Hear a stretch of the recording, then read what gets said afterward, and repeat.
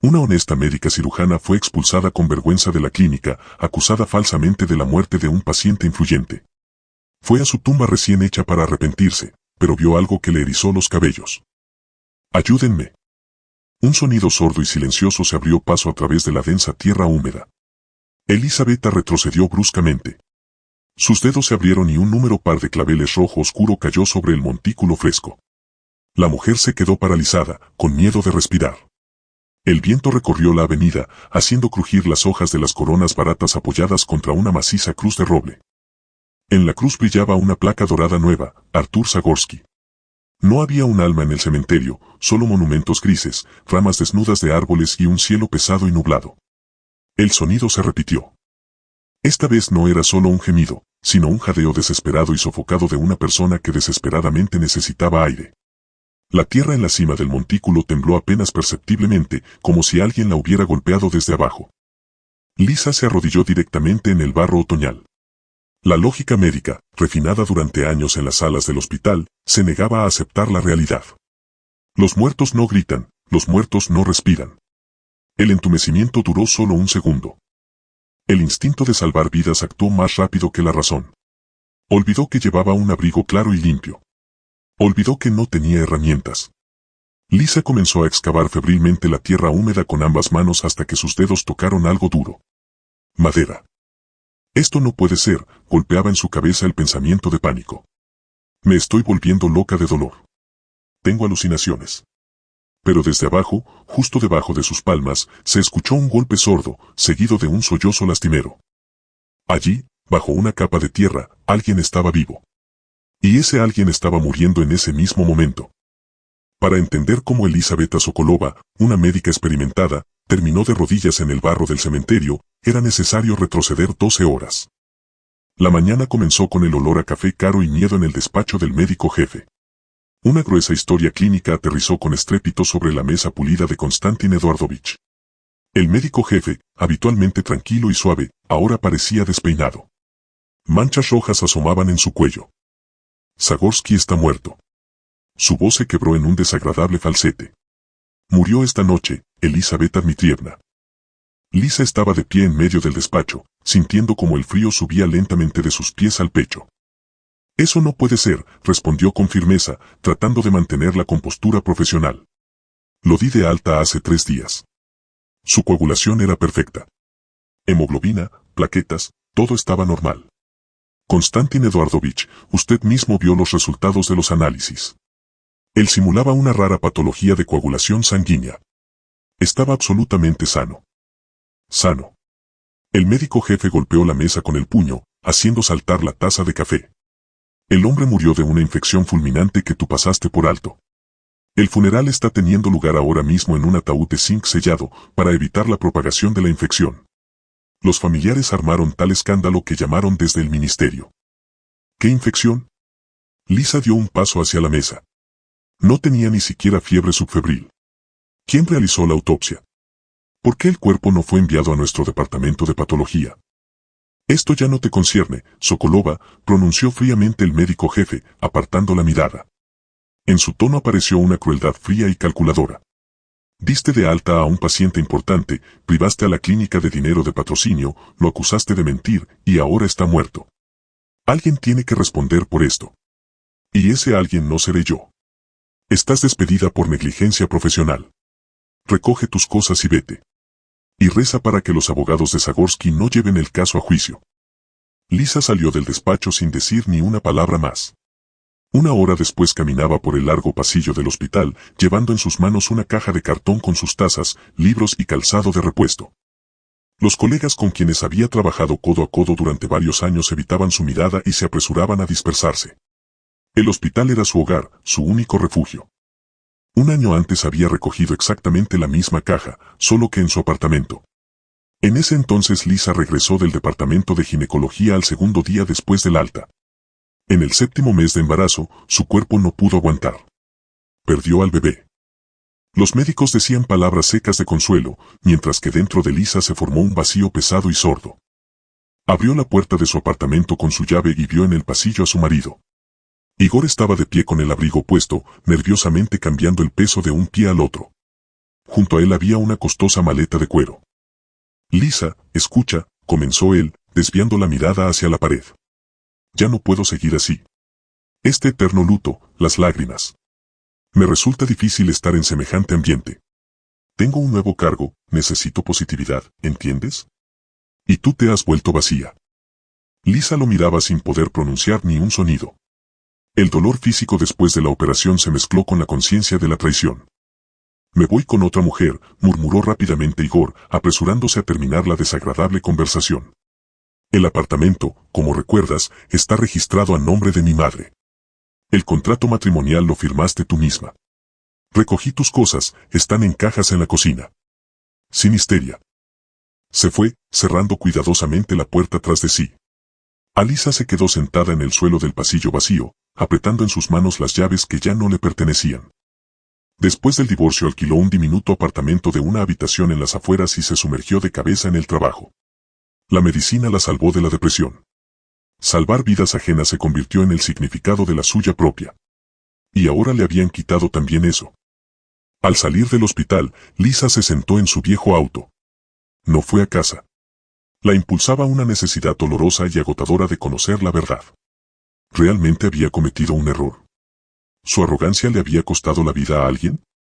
Fue al cementerio para pararse ante la tumba recién hecha e intentar encontrar respuestas en su propia conciencia. Caminaba hacia allí cuando escuchó el grito desde bajo la tierra. Comprendiendo que con las manos desnudas no podía excavar una capa de tierra densa de 2 metros, Lisa se puso de pie de un salto. Echó a correr por la avenida sin fijarse por dónde, resbalando en los charcos. A lo lejos se veía una vieja caseta de ladrillo. Al llegar a ella, Lisa comenzó a golpear la puerta de madera con los puños, dejando en las tablas huellas de dedos desollados y sangrantes. La puerta se abrió chirriando. En el umbral estaba un hombre mayor, encorvado, canoso, con profundas arrugas en el rostro. Sobre un suéter de lana ordenado llevaba echada una pesada chaqueta de trabajo. ¿Qué pasó, hija?, preguntó con una voz tranquila y resquebrajada. Allí hay una persona. Lisa se ahogaba, las palabras se enredaban. En el nuevo sector, la tumba de Zagorsky. Está vivo. Está gritando desde bajo la tierra. Por favor, ayúdeme. El anciano la miró con duda. El aspecto de la mujer era aterrador. Abrigo manchado, cabello despeinado, mirada angustiada. Cálmate, querida. En el cementerio pueden parecer cosas con el dolor. El viento silba entre las verjas. Soy médica, gritó Lisa, extendiendo hacia adelante las manos manchadas de barro. Escuché un gemido. Si no nos apresuramos, se asfixiará. El vigilante dirigió la mirada a sus manos, y la duda en su rostro fue reemplazada por preocupación. Entró corriendo a la caseta y salió de allí con una pesada pala plana y una palanca de hierro. Vamos, dijo brevemente. Corrieron juntos de regreso. Lisa escuchaba la respiración pesada y ronca del anciano a sus espaldas. El barro chapeaba bajo las botas. Parecía que el tiempo se había detenido y cada paso costaba un esfuerzo increíble. Al llegar a la tumba, el anciano sin palabras innecesarias clavó la pala en la tierra. Cavaba rápido, acompasado, arrojando hábilmente pesadas capas de arcilla. Lisa no podía quedarse simplemente parada. Arrancó un trozo de tabla de los escombros de construcción que había cerca y comenzó a ayudar, removiendo la tierra suelta junto a la pala. Con cuidado, no lo dañes, jadeó el vigilante. Su pala golpeó sordamente contra la madera. Despejaron el borde superior del ataúd. El roble lacado efectivamente se había agrietado bajo el peso de la tierra húmeda. Al parecer, quienes lo enterraron se apresuraron y no instalaron los puntales de refuerzo. Ya no se escuchaban sonidos desde adentro. Llegamos tarde, exhaló Lisa, sintiendo que le flaqueaban las rodillas. Ahora lo sabremos.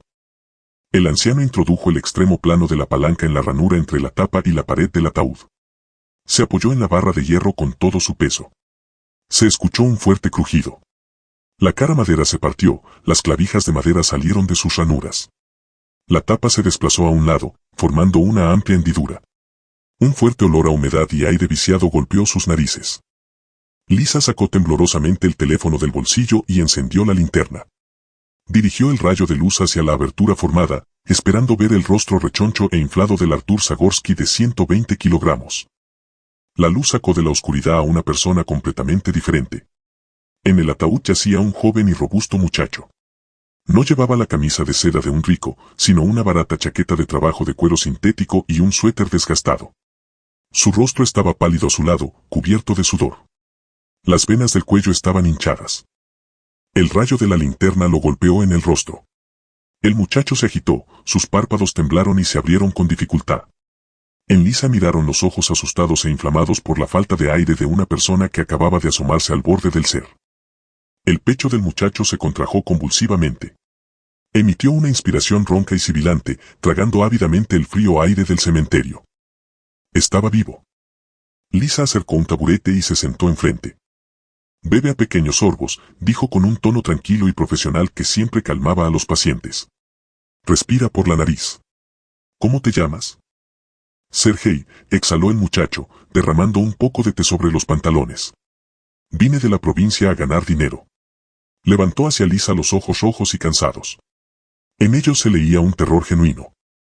Sergei comenzó a hablar, tartamudeando y tragando saliva frecuentemente, como si tuviera miedo de que no le creyeran. La historia resultó ser dolorosamente banal y por eso aún más terrible. Sergei había llegado a la ciudad una semana antes, quería ganar dinero para la boda, demostrarles a los padres de su novia que no era un fracasado del pueblo, sino un hombre independiente. La mañana anterior, en la estación de ferrocarril, se le acercaron dos personas, corpulentas, con buenos trajes. Hablaban cortésmente, sin jerga de maleantes. Le ofrecieron 50.000 rublos por un turno. Era necesario descargar urgentemente un camión con finos muebles italianos en un almacén cerrado. Para Sergei, 50.000 era una suma enorme. Aceptó sin pensarlo. Me llevaron a alguna base fuera de la ciudad. La voz del muchacho tembló. Dijeron que esperara media hora mientras llegaba el camión. Me invitaron a café de un termo. Café normal, solo un poco amargo. Lo bebí y todo. Después fue como un vacío, oscuridad. Sergei se quedó callado, mirando la taza fijamente. ¿Qué pasó después? Recuerda cada detalle. Es importante, pidió suavemente Lisa. Después escuché voces entre sueños. El cuerpo estaba como de algodón, pero no podía abrir los ojos, la lengua no se movía. Escucho que uno dice, fotografía su pasaporte por todos los lados. Y el otro se inclinó cerca de mi oído y susurra, si te mueves o se lo cuentas a alguien, quemaremos tu aldea junto con tus padres. Y después me pusieron en algo suave y me taparon con una tapa. Solo desperté ya bajo tierra, cuando ya no había aire para respirar.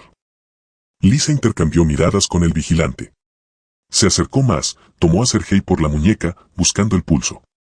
Luego encendió la linterna del teléfono y pidió al muchacho que mirara hacia la luz. Pupilas contraídas. Reacción a la luz lenta, constató ella. Bradicardia. Pulso poco frecuente, filiforme. Esto no es somnífero. Te inyectaron una dosis de caballo de tranquilizante de acción prolongada, probablemente del Arsenal veterinario. Ralentiza todos los procesos en el organismo, imitando el coma o un desmayo profundo. ¿Pero para qué?, preguntó el anciano vigilante, apoyándose en el mango de la pala. ¿Para qué necesitan a una persona viva en el ataúd? Hubieran tomado un cadáver del depósito, si hay tanto dinero en juego. Peso vivo, respondió Lisa duramente. En su cabeza los hechos médicos se ordenaban en una lógica cínica y clara. Un muerto se rigidiza, el cuerpo se vuelve rígido, es difícil colocarlo en un ataúd, difícil de cargar. Pero Sergei bajo el tranquilizante estaba blando y pesado. Una imitación perfecta de un cadáver para los que realizaban el entierro. Si alguien de los inspectores antes del entierro hubiera decidido levantar el ataúd cerrado, el peso habría coincidido. Nadie habría sospechado la sustitución. Sergei de repente sollozó e intentó levantarse del catre, pero sus piernas no lo sostenían. No voy a ir a la policía, habló en pánico. No hay que llamar a la policía, tienen mi pasaporte. Conocen la dirección de mi madre. Quemarán la casa, están locos. Y a mí me meterán en la cárcel por haber arruinado el funeral de este rico. No podré demostrar nada. Tiene razón, hija, dijo en voz baja el vigilante. ¿Quién le creerá a un muchacho contra gente así? Lo arrastrarán por los despachos, o algo peor. Por ahora lo esconderé en la caseta. El lugar aquí es tranquilo, nadie se acercará. Que descanse, que vuelva en sí, y después decidiremos. Lisa asintió lentamente. Entendía que el anciano tenía razón. El sistema puede romper a este muchacho exactamente igual que esa misma mañana la había roto a ella. Se levantó y se acercó al pequeño lavamanos de metal en el rincón de la caseta, presionó la válvula. Un delgado chorro de agua helada corrió sobre sus manos. Lisa comenzó a lavarse meticulosamente los dedos, intentando deshacerse de la arcilla del cementerio adherida a ellos. La piel se enrojeció y ardía. El anciano se acercó por detrás y le tendió una toalla limpia de waffle. Lisa la tomó, se giró y de repente interceptó la mirada atenta e inquisitiva del vigilante. El hombre no miraba su ropa sucia. Miraba su perfil, la familiar curva de las cejas, los labios obstinadamente apretados.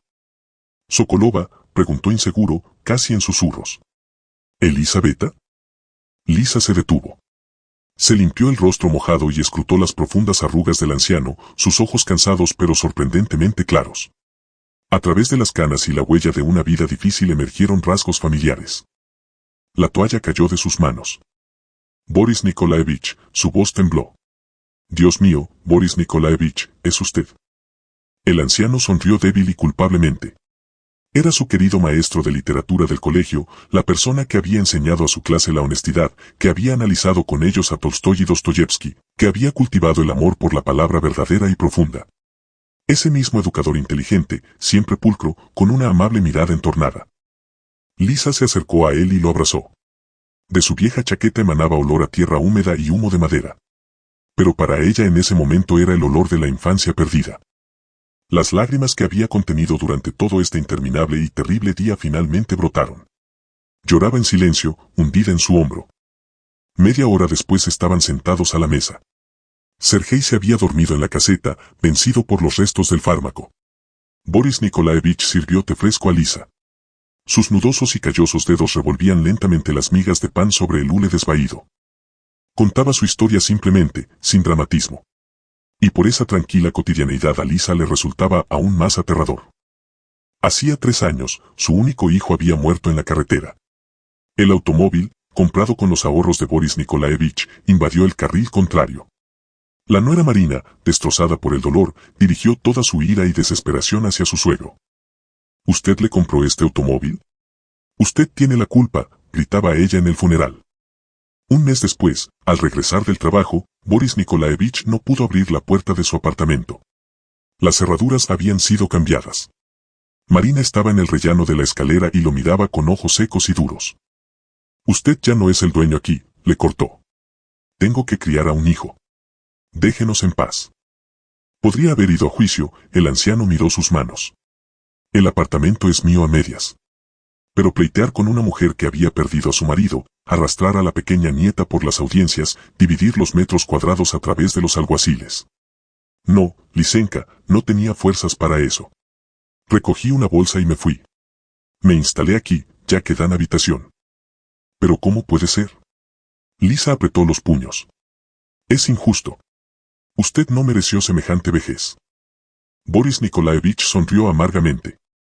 La justicia, Lisa, quedó en los libros que leíamos juntos. Pero en la vida todo es diferente. Que vivan ellos, y yo aquí, entre los silenciosos. Ellos no traicionan, ellos no cambian las cerraduras. Al otro lado de la ventana de la caseta empezó a aclarar. La densa noche negra daba paso a un amanecer otoñal gris y húmedo. Lisa entendía que era hora de irse.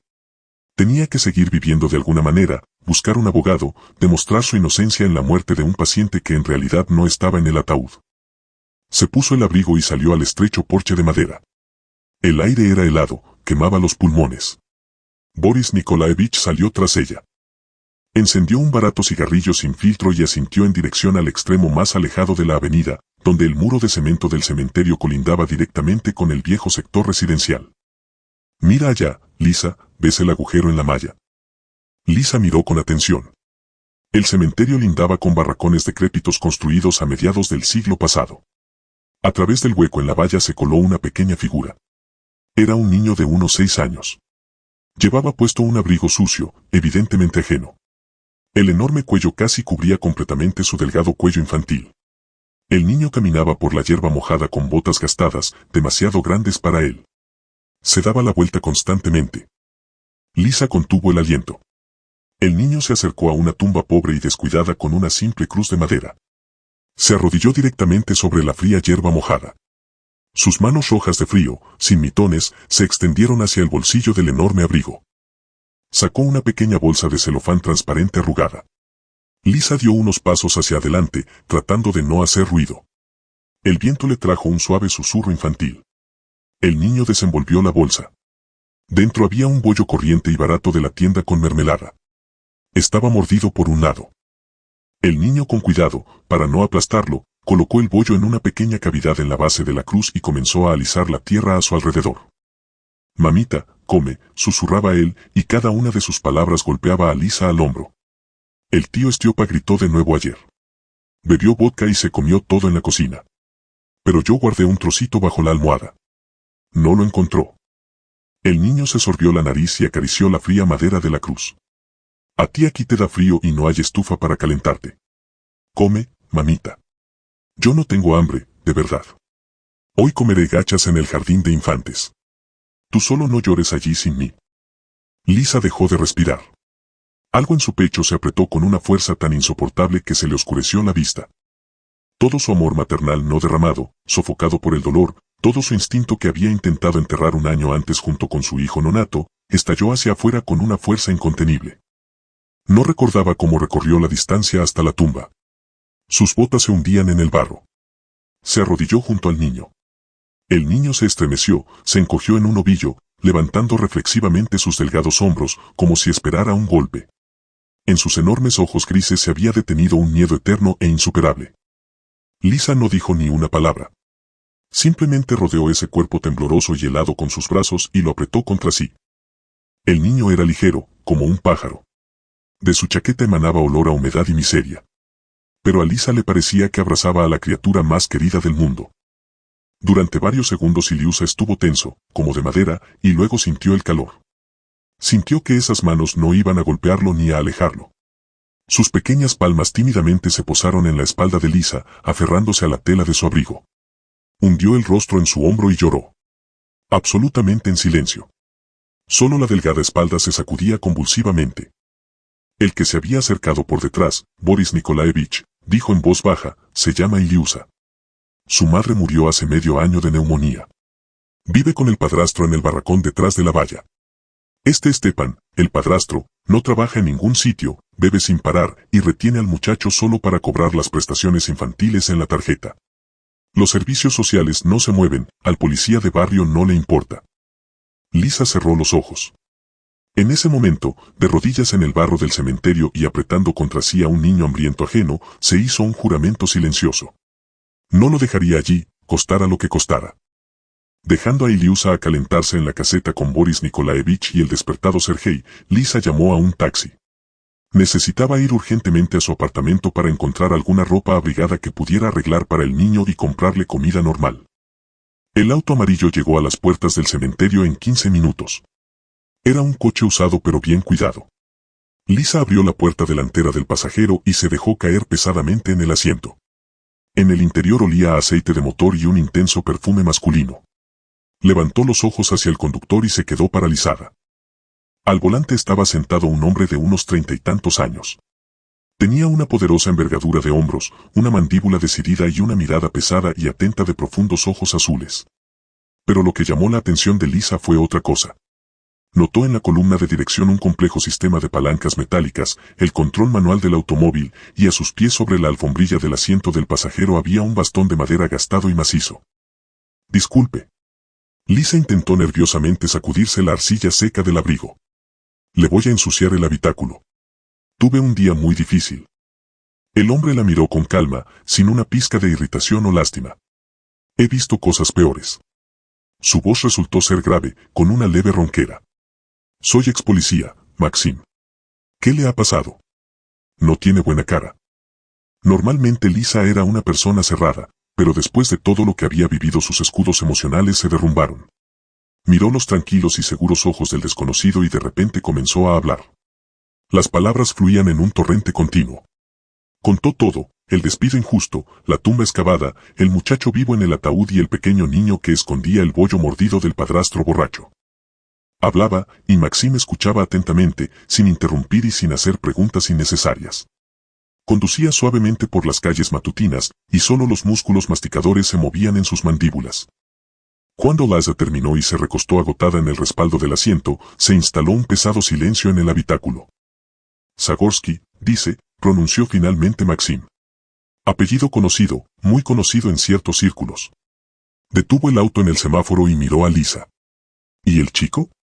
Al chico no se le puede dejar en el barracón. Yo mismo soy de los de Domodovsky. Crecí en un orfanato cerca de Ekaterimburgo. Conozco esos círculos hasta la médula. Ningún niño debería pasar por esto. Maxim sacó del guantera un bolígrafo y arrancó un trozo de papel de algún ticket. Escribió rápidamente varios dígitos. Tome. Anote mi número. Liza tomó insegura el trozo de papel. ¿Para qué? Para que no tenga que romper sola esta muralla, Elisabetta, respondió con firmeza Maxim, y en su voz sonó tal seguridad que Liza por primera vez en un año se sintió protegida. Investigaré a su difunto por mis canales, averiguaremos quién en realidad debía estar en el ataúd. Sobre Stephanie y Liusa hablaré personalmente, de hombre a hombre. El auto arrancó, llevando a Liza lejos del lugar del engaño hacia una nueva vida aún desconocida, pero que ya empezaba a tener sentido. El húmedo garaje de cemento en las afueras de la ciudad apestaba a aceite de motor, goma vieja y tabaco barato. Maxim apagó el motor de su taxi y salió pesadamente del habitáculo. El metálico chasquido de las prótesis resonó agudamente en el aire frío. Se apoyó en el macizo bastón de madera con el gesto habitual y dio unos pasos hacia el interior de la cooperativa de garajes. Ante las entornadas puertas de hierro del box número 42 estaba un hombre con una discreta chaqueta oscura. Alexandre, el antiguo compañero de Maxim en el departamento de homicidios, fumaba nerviosamente, escondiendo el cigarrillo en la manga bajo la llovizna. Se estrecharon las manos. Alexandre miró furtivamente alrededor, aunque no había nadie cerca. Maxim, ¿dónde te estás metiendo?, comenzó sin preámbulos, tirando la colilla a un charco. Por tu petición levanté los contactos. Allí hay tanto dinero que simplemente nos destruirán y ni se darán cuenta.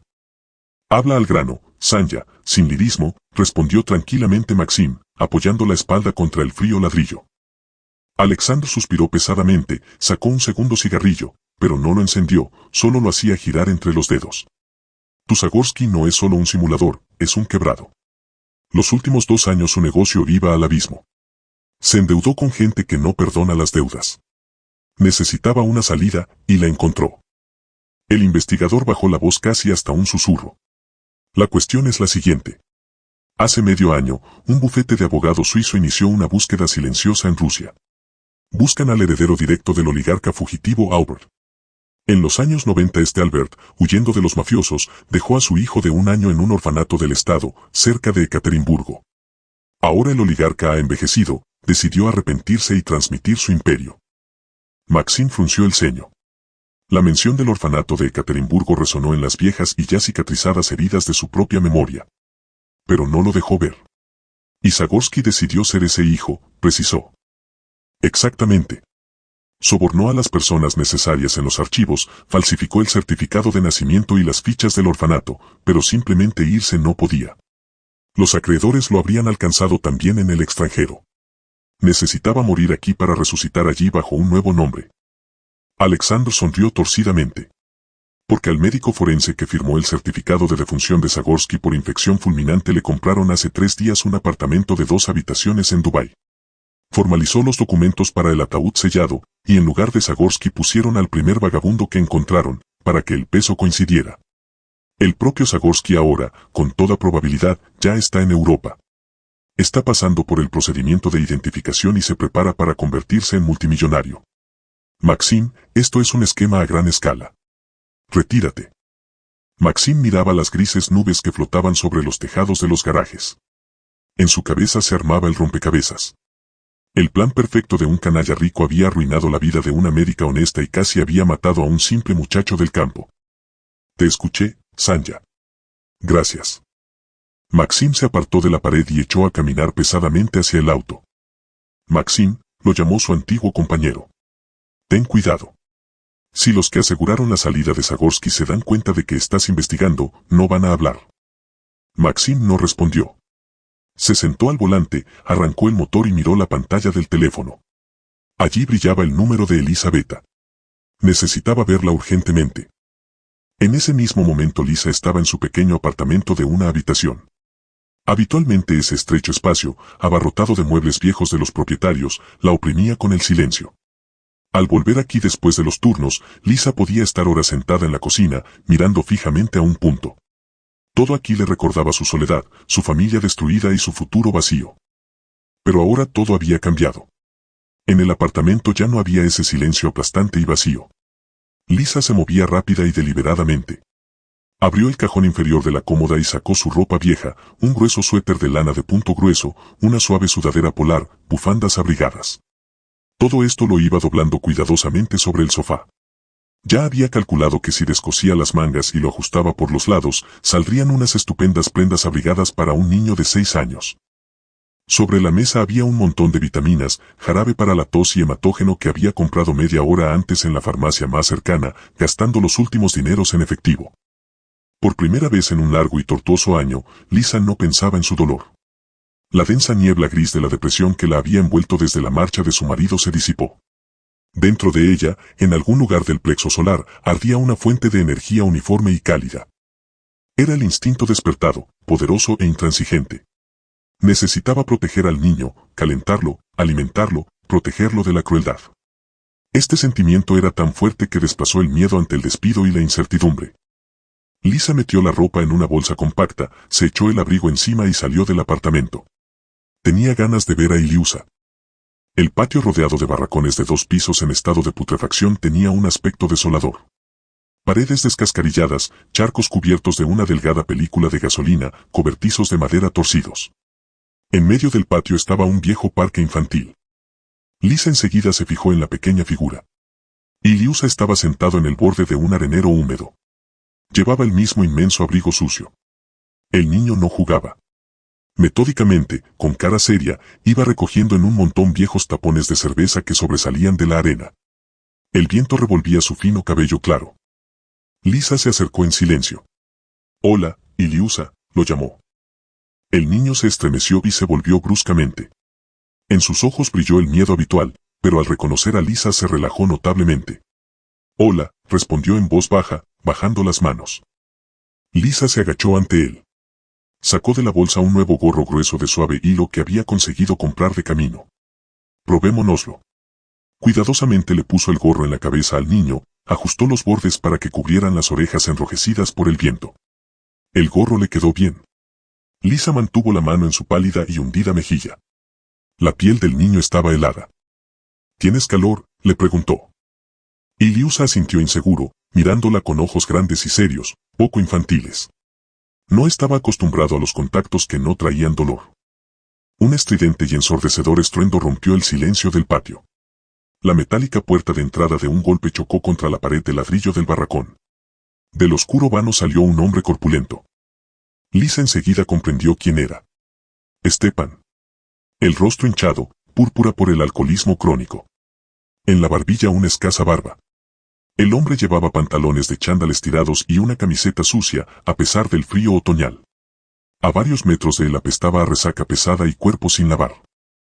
Se detuvo, tambaleándose, y enfocó la mirada turbia en el arenero.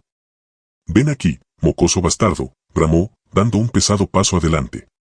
Iliusa chilló e instintivamente se pegó a Lisa. Stepan se acercó más, respirando pesadamente. Su mirada se deslizó sobre Lisa, sobre su abrigo limpio, y en los ojos destelló la rabia. «¿Tú quién eres?», ladró. «¿Qué buscas aquí?». «Intelectuales». «Soy médica», respondió ella con firmeza. «Y veo en qué estado se encuentra el niño. No cuida de él». Stepan se rió broncamente, mostrando los dientes podridos. «Lárgate de aquí antes de que te recete algo». Hizo un brusco movimiento. Sus gordos dedos con una negra franja de mugre bajo las uñas se clavaron con una presa de muerte en el hombro de Iliusa. Stepan tiró al niño hacia sí muy fuerte y dolorosamente. Iliusa gritó lastimosamente, tirando hacia su padrastro. «Suéltelo inmediatamente». Lisa se lanzó hacia adelante, intentando abrir los dedos del hombre. «Es mi niño», aulló Stepan, empujando bruscamente a Lisa con el codo. Ella no aguantó y retrocedió un paso. «Cobro la prestación por él». ¿Entendido? Dinero del Estado. Lo mandaré al orfanato cuando no tenga para el vodka. Pero por ahora no te metas. Levantó la mano libre. Lisa instintivamente se cubrió el rostro. Un agudo chirrido de frenos de automóvil cortó el aire. El coche amarillo de Maxim entró al patio levantando una fuente de sucias salpicaduras de un charco y se detuvo bruscamente a literalmente 5 metros del arenero. La puerta del conductor se abrió de golpe. Maxim salía del auto rápido. Se apoyó en el pesado bastón de madera y se irguió en toda su estatura. Su rostro era de piedra. Los ojos azules miraban a Stepan con una fría y calculadora puntería. Stepan se quedó inmóvil con la mano levantada. Echó un vistazo al hombre que se acercaba, notó el bastón, el tenso paso, y sonrió despectivamente. El cerebro borracho evaluó la situación a su favor. Oh, llegó el defensor, se burló Stepan. El equipo de inválidos. Lárgate de aquí antes de que te rompa la otra pierna. Maxim no dijo ni una palabra. No se puso a amenazar, no se puso a agitar los brazos. Simplemente dio 2 pasos rápidos y seguros hacia adelante. Stepan no tuvo tiempo de reaccionar. Maxim hizo un movimiento corto y preciso. Con el bastón golpeó bruscamente la pierna de Stepan. Era un movimiento profesional y calculado de alguien que conoce la anatomía. Stepan resopló. Su pierna se dobló y cayó pesadamente sobre una rodilla, soltando la chaqueta de Iliusa. En ese mismo instante la mano libre de Maxim se posó en el cuello del borracho por detrás. Maxim lo tomó firmemente de la chaqueta y lo pegó con fuerza al poste de los columpios infantiles. El metal crujió lastimosamente bajo el peso de los 2 hombres. Stepan intentó agitarse, jadeó, pero el agarre de Maxim era muy fuerte.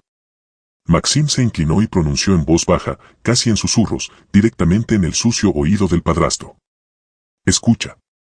La voz de Maxim no temblaba. En ella no había rabia. Solo una absoluta y helada certeza en sus palabras. Si vuelves a tocar al niño, si te acercas siquiera un paso a esta mujer, soy ex policía, sé cómo resolver estos problemas. Y no tengo nada que perder. ¿Me entiendes? Maxim apretó más fuerte el cuello de Stepan. Este se asustó, y sus ojos se agrandaron de pánico. Asintió convulsivamente y con frecuencia con la cabeza, apoyando las manos en la arena mojada. Maxim abrió los dedos y lo empujó bruscamente lejos de sí. Stepan cayó de lado, boqueando. No respondió nada. El instinto de autoconservación funcionó sin falla. El hombre se puso en pie de un salto, cojeando, y corrió cobardemente, sin mirar atrás, hacia la salvadora oscuridad de la entrada. La puerta se cerró de golpe tras él. En el patio se hizo muy silencioso, solo el viento hacía chirriar las oxidadas cadenas de los columpios. Maxim lentamente pasó el bastón de una mano a la otra, se ajustó la chaqueta y se volvió hacia Lisa. En su mirada la frialdad y dureza se transformaron instantáneamente en preocupación. ¿Está bien? ¿No la tocó? Lisa estaba de pie, apretando a Iliusa contra sí. El niño había escondido el rostro en los pliegues de su abrigo, agarrando la tela con los dedos blancos. Miraba a Maxim, a sus anchos hombros, a su rostro tranquilo. Veía con qué seguridad los había protegido, sin gritos, sin alboroto innecesario. Por primera vez en su vida, Elizaveta Sokolova, acostumbrada a resolverlo todo sola, acostumbrada a ser fuerte por los demás, sintió lo que significa estar detrás de una verdadera espalda masculina. Esa sensación era inusual, pero sorprendentemente correcta. «Estamos bien», exhaló Lisa, sintiendo cómo le temblaban las rodillas después de la tensión vivida. «Gracias. Suban al auto». Maxim abrió la puerta trasera del taxi. «Los 2. Los llevo a casa. Tenemos mucho que hablar sobre Zagorsky y sobre este niño». Lisa asintió. Tomó a Iliusa en brazos, asombrada de lo ligero que era ese niño de 6 años, y se apresuró hacia el cálido auto. Los siguientes días se convirtieron para Elizaveta en un humillante maratón. Recorría metódicamente una clínica privada tras otra. En su bolso había una ordenada carpeta con el diploma con matrícula de honor, certificados de formación continua y decenas de agradecimientos. Al principio todo seguía el mismo alentador guión. Los médicos jefes o los jefes de departamento estudiaban su currículum con interés. Una hematóloga experimentada con semejante historial era un valioso hallazgo para cualquier centro médico. Le sonreían, le proponían un horario conveniente, hablaban del sueldo, y luego llegaba el momento de verificar las recomendaciones. El responsable de personal se disculpaba, salía al despacho contiguo con el teléfono, y volvía siendo una persona completamente diferente. La sonrisa afable se borraba, cediendo su lugar a un muro frío y sordo. Lo sentimos, Elizaveta mi tierna, pero nos vemos obligados a rechazarla. El servicio de seguridad no da el visto bueno a su candidatura. Nadie explicaba los motivos. Simplemente le señalaban la puerta. Al salir de la cuarta clínica bajo una fina lluvia punzante, Lisa lo entendió todo. Konstantin Eduardovich no había perdido el tiempo. Su antiguo jefe había llamado a los colegas y la había incluido en una lista negra tácita de la ciudad.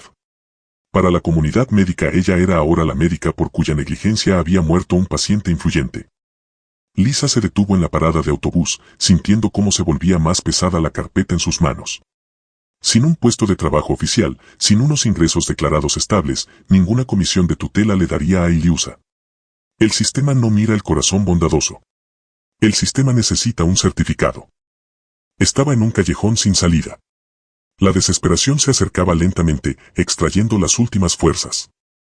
Por la tarde de ese mismo día Lisa fue a buscar a Iliusa para dar un paseo. Después de la visita de Maxim el padrastro Stepan se había calmado, tenía miedo de asomarse fuera de su habitación y bebía en soledad. El niño pasaba ahora más tiempo con Lisa. Entraron en un barato supermercado descuento en la esquina de la calle. En la sala de ventas olía a patatas crudas y barato detergente en polvo. Bajo el techo zumbaban las lámparas de luz diurna. Lisa empujaba ante sí un chirriante carrito de plástico. En su tarjeta bancaria quedaban míseras migajas de los últimos ahorros. Tomaba solo lo más necesario, una bolsa de leche en envase blando, un paquete de los macarrones más baratos con el cartelito amarillo, un trozo de jabón de lavar, una hogaza de pan negro. Ya de pie en la caja, miró a Iliusa. El niño estaba de pie en silencio, sin tirarle de la manga, sin pedir dulces, como hacían los demás niños ante los expositores. Solo miraba los brillantes envoltorios con enormes ojos que lo entendían todo. Lisa no pudo resistirlo. Extendió la mano y cogió del estante una pequeña y barata barrita de chocolate con un osito dibujado en el envoltorio. La colocó sobre la cinta la última. La cola avanzaba despacio. Detrás de Lisa estaba una gruesa mujer con el carrito lleno de comida, cambiando el peso de un pie al otro. La cajera, una mujer cansada de mirada apagada, pasaba monótonamente los artículos por el escáner. Pitó la bolsa de macarrones, pitó la leche, pitó la barrita de chocolate. 342 rublos, dijo indiferentemente la cajera. Lisa acercó la tarjeta bancaria al terminal. El aparato reflexionó un par de segundos, luego emitió una breve señal acústica afilada.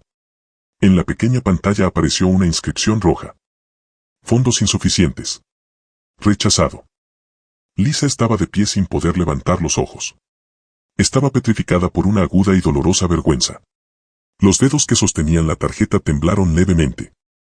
Inténtelo otra vez, pidió en voz baja, tragando el nudo en la garganta. Probablemente hay mala conexión. La cajera apretó el botón. Lisa volvió a acercar el plástico. El terminal pitó con la misma despiadada respuesta. La mujer que estaba detrás de ellas resopló fuerte e irritada. Señorita, ¿cuánto tiempo va a tardar? Se me descongela el congelado. ¿Acaso no se puede comprobar el saldo de antemano? Alguien en la cola chasqueó la lengua con desaprobación. Una persona adulta, educada, médica, que había salvado muchas vidas. No podía comprarle al niño un trozo de barato chocolate. Con mano temblorosa se estiró hacia las compras. Disculpe, su voz se quebró a traición. Cancele, por favor, el chocolate.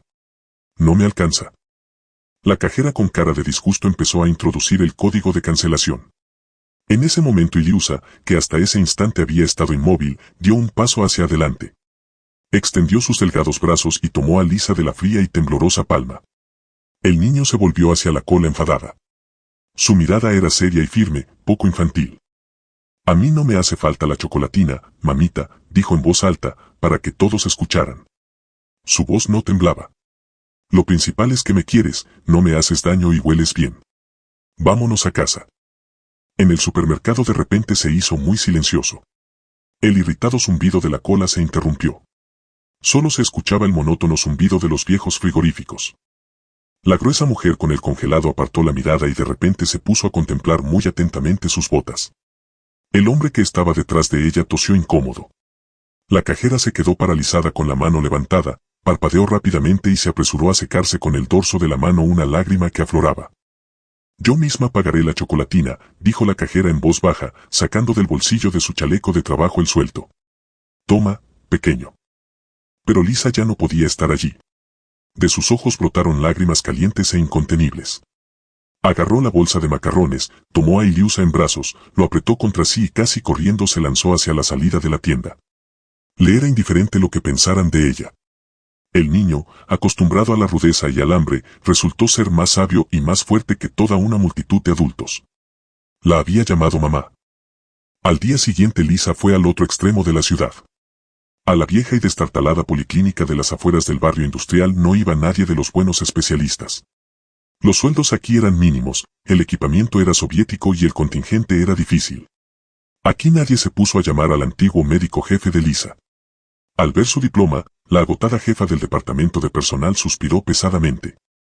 No hay plazas de médico, Elizaveta Dmitrievna. Las han reducido todas. Solo hay un puesto de enfermera en el registro. Llevar fichas, expedir talones. ¿Va a ir? Voy, respondió con firmeza Lisa. Necesitaba a toda costa un certificado oficial de ingresos para el juzgado. Le dieron una bata blanca descolorida de talla grande y una tarjeta de identificación. Comenzaron los pesados y humillantes días laborales. Lisa arrastraba polvorientas pilas de historias clínicas por los pisos, escuchaba el descontento de los pacientes en las interminables colas. Pero lo más difícil era aguantar la actitud de los jóvenes y ambiciosos internos y médicos que la miraban como al personal de servicio. Enfermera, chasqueó los dedos un joven cirujano en el pasillo. Sokolova, me parece. La ficha de Ivanov y Petrov, tráemela al tercer gabinete rapidito y trae también café de la máquina. Lisa apretaba los dientes, asentía en silencio y se iba a cumplir los encargos. Escondía su profesionalidad profundamente dentro, convirtiéndose en una silenciosa sombra. Recordaba las pequeñas manos frías de Iliusa en el supermercado y encontraba en eso fuerzas para seguir adelante. La crisis estalló el viernes, al final del pesado turno. Las dobles puertas de la entrada de la policlínica se abrieron de golpe. En el vestíbulo, haciendo estrépito, rodó una camilla de ambulancia. Los sanitarios estaban agotados. En la camilla se convulsionaba una anciana corpulenta. Su rostro se había hinchado horriblemente, adquiriendo un aterrador tono azulado. Aspiraba el aire convulsivamente con un silbido, resollaba. Los ojos se abrieron de par en par por la falta de aire. Edema de Kimke. Gravísimo shock anafiláctico de origen desconocido. Detrás de la camilla entró corriendo al vestíbulo un hombre. Estaba sin abrigo, con el traje desabrochado, el sudor le corría por el rostro a raudales. Lisa, clasificando talones detrás del cristal del registro, lo reconoció al instante. Konstantin Eduardovich, su antiguo jefe. Gritaba, desgañitándose. ¡Ayúdenla! No habríamos llegado al central con estos malditos atascos. Alguien, haga algo, se está asfixiando. Al pasillo salieron los médicos de la policlínica. Dos jóvenes internistas y ese mismo arrogante cirujano interno corrieron hacia la camilla y enseguida se quedaron paralizados. Una cosa es tratar la bronquitis en el gabinete y otra muy distinta enfrentarse a una reanimación de emergencia cuando el tiempo se cuenta en segundos. La mujer en la camilla empezó a ponerse más azul.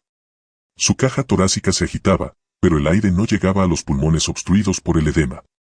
La vena, busquen la vena, gritó uno de los internistas, desgarrando con manos temblorosas el envoltorio de una jeringa. La enfermera de la ambulancia se afanaba a su lado. La ampolla con el medicamento resbaló de sus dedos temblorosos y se rompió con un tenue tintineo contra el suelo de baldosas. No puedo canalizar, las venas se han colapsado, gritó en pánico el segundo médico. Konstantin Eduardovich se agarró la cabeza, mirando con horror a su madre que se asfixiaba. El caos aumentaba. Los segundos se escurrían en el vacío. La mujer dejó de convulsionarse. Su cuerpo se desplomó. En ese momento algo chasqueó bruscamente detrás del mostrador del registro. Lisa arrancó de la bata la tarjeta identificativa de plástico con la palabra enfermera y la lanzó a un lado. Sus movimientos se volvieron parcos, bruscos y extremadamente precisos.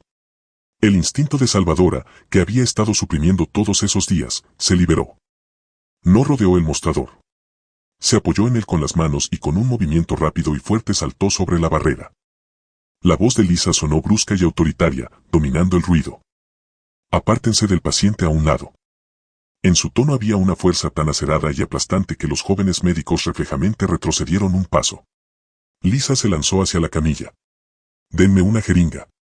Adrenalina, 1 mililitro rápido. No hay vena, balbuceó el interno. Intramuscular. En el muslo, inmediatamente, espetó Lisa, cogiendo la jeringa de la enfermera. Hizo la inyección con un movimiento preciso y ensayado, luego echó hacia atrás la cabeza de la mujer. El laringoscopio y el tubo endotraqueal. Rápido. Alguien le puso en las manos el instrumento. Lisa actuaba con sangre fría, sin notar a nadie alrededor. Sus dedos, que ayer mismo estaban manejando papeles, ahora realizaban un complejísimo y delicado trabajo de joyería. Introdujo la hoja del laringoscopio, apartó la lengua hinchada e introdujo con firmeza el tubo en la tráquea. La bolsa Ambú. Ventilamos. Dexametasona en inyección rápida. Ahora aparecerán las venas. El aire entró silbando en los pulmones. Transcurrió un largo y tortuoso minuto. El pecho del paciente se sacudió y empezó a subir regularmente. El horrible tono azulado empezó a desaparecer lentamente del rostro, cediendo el lugar a la palidez. El pulso en la arteria carótida latió con más firmeza. La había traído de vuelta a la vida. Lisa se irguió. En el pasillo reinaba el silencio sepulcral, interrumpido solo por la respiración rítmica de la mujer salvada a través de la bolsa Ambú. Médicos, pacientes, enfermeras, todos la miraban paralizados. Konstantin Eduardovich estaba de pie junto a la pared. Su caro traje se había resbalado del hombro. Respiraba agitadamente, trasladando la mirada del revivido rostro de su madre a la mujer que acababa de arrancarla de las garras de la muerte. La reconoció ese ordenado peinado, esos ojos tranquilos e inteligentes. Esa bata médica descolorida, un par de tallas más grande de lo necesario. Una convulsión recorrió el rostro del médico jefe. La conciencia de su propia vileza y la magnitud del acto de ella lo golpearon físicamente. Sus piernas se doblaron. Directamente en el pasillo, ante los ojos de sus colegas, subordinados y decenas de pacientes, el triste y arrogante funcionario de la medicina cayó pesadamente de rodillas. Se estiró con las manos hacia el borde de su bata. Sus labios temblaban. Elisabetta. La voz de Konstantin Eduardovich se quebró en un llanto. Salvadora mía, Dios mío, ¿qué he hecho? Perdóname, viejo estúpido. Me cegó el diablo, tuve miedo de perder mi puesto. Te lo ruego, Elisabetta Dmitrievna, vuelve. Vuelve, como jefa de departamento. Te daré el dinero que quieras, el despacho que quieras. Me disculparé ante toda la ciudad. Los jóvenes médicos que hacía 10 minutos mandaban a Lisa a buscar café agacharon la cabeza, abrasados de vergüenza. Lisa estaba erguida. Se quitó lentamente los guantes de látex de las manos y los tiró a la bandeja de residuos médicos. Bajó la mirada al jefe arrodillado ante ella. En sus ojos castaños no había ni regodeo ni triunfo. Solo el frío y absoluto desprecio de una persona fuerte hacia un cobarde. A su madre la he salvado, Konstantin Eduardovich, dijo Lisa en voz baja, pero sus palabras se extendieron por el pasillo con una claridad aterradora. Porque soy médica. Hice el juramento. Dio un paso atrás. Pero trabajar con traidores ya no lo haré. No soy su criada. Busque otro jefe de departamento. Lisa se dio la vuelta y echó a andar por el largo pasillo, alejándose de la camilla, del hombre de rodillas, del susurro de la multitud. Su espalda estaba inusitadamente recta, y su paso era firme y ligero. Estaba recuperando su nombre. El orgullo herido y el miedo a perder la única fuente de ingresos pusieron a Stepan en movimiento. Despertando a la mañana siguiente con un pesado dolor de cabeza pulsante, estuvo largo tiempo sentado en el gastado sofá, mirando fijamente a un punto. El enfrentamiento del día anterior con el taxista le había dejado dolorosos cardenales en el cuello y en el alma una rabia abrasadora. Stepan entendía la simple aritmética de su vida. Sin Iliusa no habría prestación estatal, sin prestación no habría vodka. Y la mujer médica, a juzgar por las trazas, se había propuesto en serio quitarle al chico. Se calzó las viejas zapatillas de deporte, se echó agua fría de la llave en la cara y se encaminó decididamente al departamento distrital de tutela y custodia. En el despacho del inspector Stepan encorvaba cuidadosamente los hombros y ponía cara lamentable. Con una letra torcida y temblorosa redactó una denuncia diciendo que una desconocida mujer sola perseguía a su hijastro, lo llevaba a la fuerza del patio e intentaba raptarlo. El engranaje de la máquina burocrática giró. Teniendo en cuenta la señal sobre un posible rapto, el asunto fue tomado bajo control especial. Se convocó una reunión extraordinaria de la comisión, pero Stepan no tuvo en cuenta una cosa. Del lado de Elisabetta estaba un hombre que conocía el reverso del sistema de los órganos de seguridad al dedillo. Maxim no desperdiciaba el tiempo en conversaciones vacías. Comprendiendo que el padrastro había pasado a la ofensiva, arrancó su viejo utilitario y fue al comisaría del distrito. Le bastaron solo 2 horas de conversación con un antiguo colega, el policía de barrio de ese distrito, para reunir el cuadro completo. Al anochecer en el asiento del pasajero del taxi yacía una abultada carpeta de cartón. En ella estaban prolijamente archivadas copias de actas por alteración del orden público, informes de pendencias de borracho, quejas de los vecinos del barracón por el insoportable olor y los gritos, así como un certificado del dispensario de drogodependencias. Los documentos hablaban por sí solos. No era solo material comprometedor, era una sentencia para cualquiera que se atreviera a llamar a Stepan un tutor responsable. Para Elisabetta la noche antes de la comisión se convirtió en una interminable tortura. Estaba sentada en la estrecha cocina de su alquilado apartamento, abrazando una taza de té frío. En la habitación contigua, hecho un ovillo bajo una cálida manta, dormía Iliusa. Lisa lo había llevado a su casa después del incidente en el patio, negándose categóricamente a devolver al niño al barracón. Maxim hacía guardia en el auto bajo sus ventanas hasta el amanecer mismo, para que a Stepan no se le ocurriera venir a buscar al chico. En el apartamento reinaba un silencio pegajoso, interrumpido solo por el cadencioso tic-tac del reloj de pared. Lisa miraba por la oscura ventana. Si la comisión le creía al padrastro mañana, el niño sería devuelto a ese infierno, y a ella misma podían exigirle responsabilidades. Movía los resecos labios, pidiendo mentalmente al destino una sola cosa, justicia para ese pequeño ser tan sufrido. La mañana los recibió con un cielo hosco y un viento penetrante. El pasillo de la administración del distrito olía a linóleo viejo, papeles polvorientos y lejía. En las duras sillas de madera a lo largo de la pared descascarillada estaba sentada la gente. Elisabetta sujetaba fuertemente la mano de Iliusa. El niño estaba vestido con un suéter limpio recosido a su medida, pero sus delgados hombros seguían encogiéndose tensos a cada portazo. Maxim estaba a su lado, apoyado pesadamente en su bastón de madera. Su rostro no expresaba nada, pero Lisa veía que se habían blanqueado los nudillos de sus dedos que apretaban el mango. Stepan apareció 10 minutos antes del comienzo de la sesión. Evidentemente se había preparado, se había puesto una camisa planchada aunque raída, se había afeitado cuidadosamente, cortándose la barbilla en varios sitios, pero el barato colonia no podía borrar el persistente y arraigado olor a resaca. En sus manos apretaba torpemente un sucio y desteñido conejo de peluche con una oreja arrancada, evidentemente recogido en el basurero más cercano para crear la imagen de padre cariñoso. Al ver a Lisa con el niño, Stepan se detuvo. Sus ojos se entornaron. La presencia de Maxim lo hizo vacilar, pero las ganas de desquitarse y la seguridad de su impunidad se impusieron. Decidió actuar ante el público. Stepan se acercó. Sus labios se estiraron en una desagradable mueca amarilla. ¿A qué has venido, siseó, bajando deliberadamente la voz para no llamar la atención del guardia de turno al fondo del pasillo? ¿Crees que te darán al chico? ¿Quién necesita a una mendiga divorciada con un lastre ajeno encima? Lisa aguantó su mirada. No retrocedió ni un milímetro, solo apretó más fuerte la palma del niño. Apártese, dijo con calma, aunque por dentro todo temblaba de indignación. Stepan la ignoró. Trasladó la mirada a Iliusa, le metió por delante las narices el polvoriento conejo y dio un brusco y aterrador zarpazo con las manos hacia adelante, como si fuera a agarrarlo. «Hijito, ven con papá», pronunció en voz alta y teatralmente. La reacción del niño fue instantánea y terrible. Iliusa no solo se asustó, lo paralizó un fortísimo terror de pánico. Soltó el juguete, retrocedió con un grito estridente y se aferró con una presa de muerte a la falda de Lisa. El niño escondió el rostro en los pliegues de su ropa y rompió a sollozar a pleno pulmón. No era el llanto habitual de un niño, era el grito comprimido y totalmente desesperado. «No me entregues, mamá Lisa», gritaba el niño por todo el pasillo, sin reparar en la gente que se volvía. «No me entregues, es malo, me hace daño. Le tengo miedo». Maxim dio un paso adelante, levantando el bastón, pero su intervención ya no era necesaria. La pesada puerta de roble del gabinete de la comisión se abrió bruscamente. En el umbral estaba la presidenta, una estricta mujer de edad prejubilatoria con un traje gris.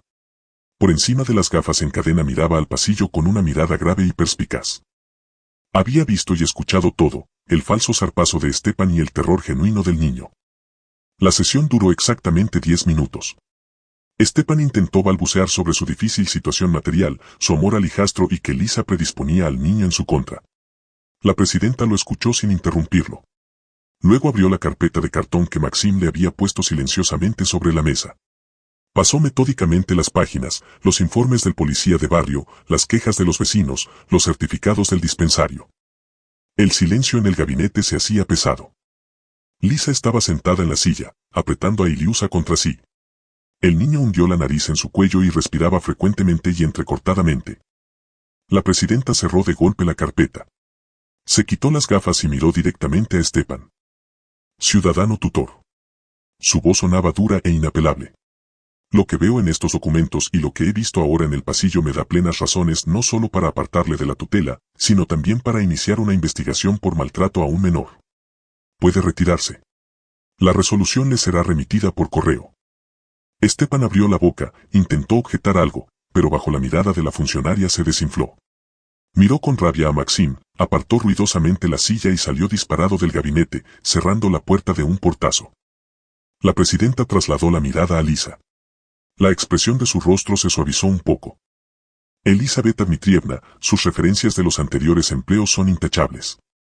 Las condiciones de vivienda, según el acta de inspección, son satisfactorias.